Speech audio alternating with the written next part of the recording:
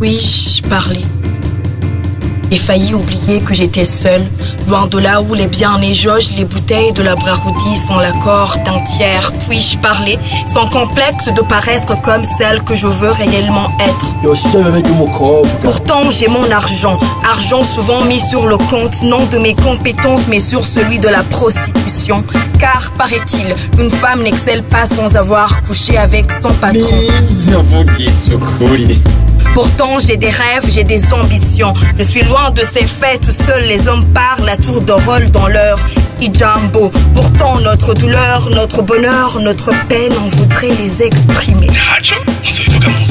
Ma faute. Quand leur regard pervers, leurs propos sexistes, leurs mains baladeuses s'invitent. Je suis celle qui doit taire et encaisser leur viol. Faire attention à mon accoutrement. Ne pas être trop belle, trop désirable selon leurs propres mots.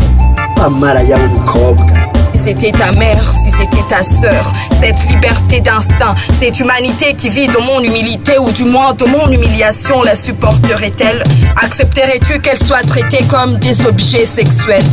Mes enfants ont-ils mangé? Ont-ils pris leur bain? La maison est-elle rangée? Mon mari se sent-il bien? Ne pas espacer les naissances avant de lui donner un fils.